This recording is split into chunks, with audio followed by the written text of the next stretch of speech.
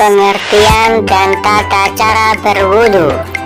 Wudu merupakan kegiatan membasuh, mengalirkan, dan memberikan dengan menggunakan air pada setiap bagian anggota wudu untuk menghilangkan hadas pada tubuh kita. Oleh sebab itu, marilah kita belajar berwudu seperti pada perintah Allah pada Quran Surat Al-Maidah ayat 6. Berikut rukun wudu. Yang pertama adalah niat. Ya, niat wudu bagaimana? Nawaitul wudu'a lirafil hadasil asghari fardhu lillahi ta'ala, berbarengan dengan membasuh wajah kita. Yang ketiga, membasuh kedua tangan sampai siku. Kemudian yang keempat, mengusap sebagian kepala. Yang kelima, membasuh kaki hingga mata kaki. Dan yang keenam adalah tertib atau berurutan dalam mengerjakannya. Hal-hal yang membatalkan wudhu. Yang pertama adalah keluarnya sesuatu dari kubul dan dubur kita. Kemudian hilangnya akal, termasuk tidur. Kemudian bersentuhan antara kulit laki-laki dan kulit perempuan. Terus apa saja Pak Zena kesunahan-kesunahan yang perlu dilakukan atau kita lakukan pada saat kita berwudu? Kalau tadi itu adalah rukun wudu yang harus dilakukan, ini adalah digabung dengan sunah-sunah wudu yang apabila kita tidak melakukannya atau ketinggalan melakukannya, tidak mengurangi keabsahan wudu kita. Berikut rukun dan sekaligus sunah-sunah wudu dalam aktivitas wudu kita. Baik, kita awali dengan membasuh tangan ya.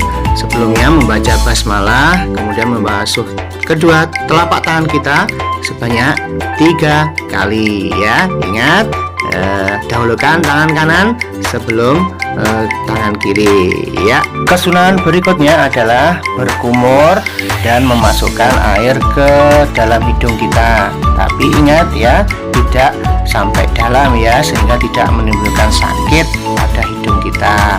Nah, caranya ambil pada telapak tangan kita ya, kemudian kita kumur-kumur, kita keluarkan, kemudian dihirup pelan dalam hidung, kemudian dikeluarkan kembali. Ini akan menyehatkan sistem pernafasan kita ya.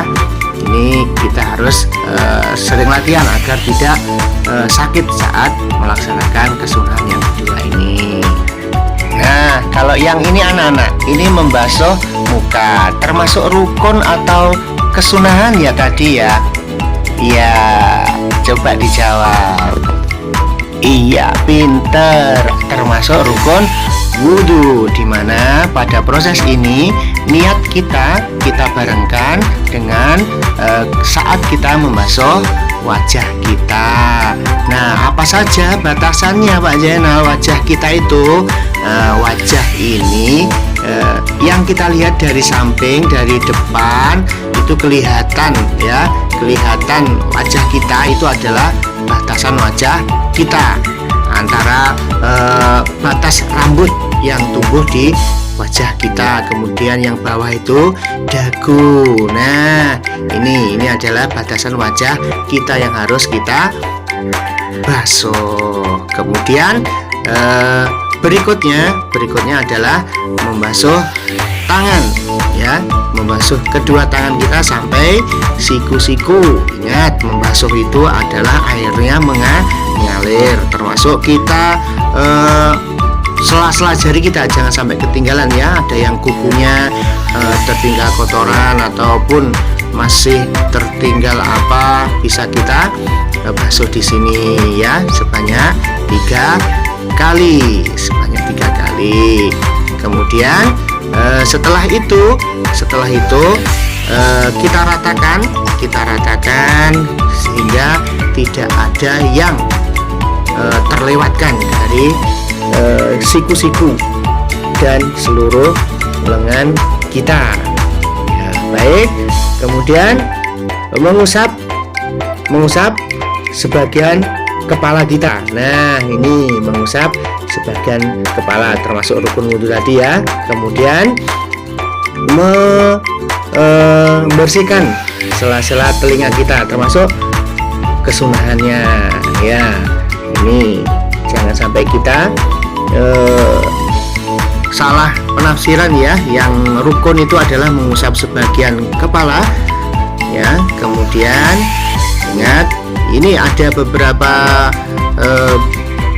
pemahaman. Ada yang boleh sebagian kecil dari rambut kita atau kepala yang ditumbuhi rambut kita.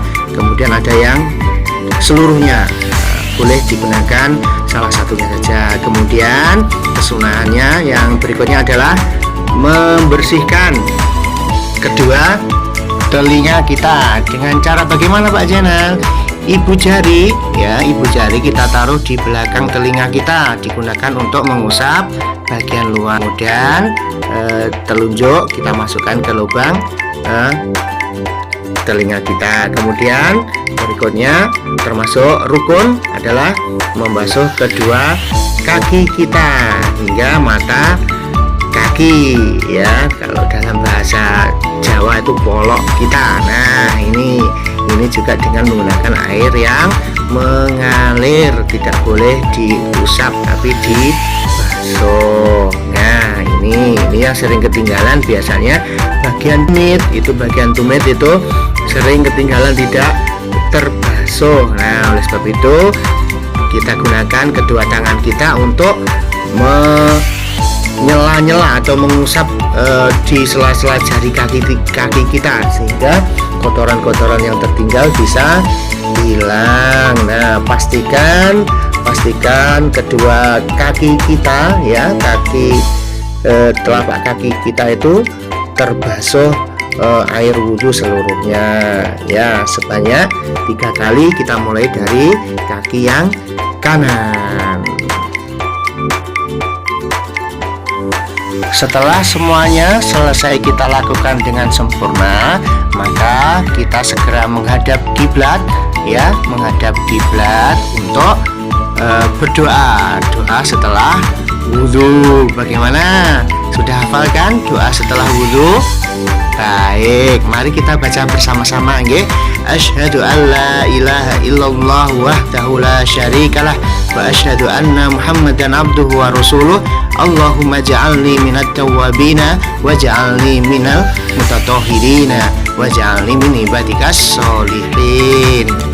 Salah satu keutamaan berwudu yang diakhiri dengan doa ini ialah terbukanya 8 pintu surga bagi siapa saja yang membacanya. Artinya apabila kita berwudu dan kemudian berdoa, kita bisa masuk surga nanti dari pintu manapun. Oleh sebab itu, ayo anak-anak kita aktifkan, kita istiqomahkan wudu kita. Oke, demikian, semoga bermanfaat. Wassalamualaikum warahmatullahi wabarakatuh.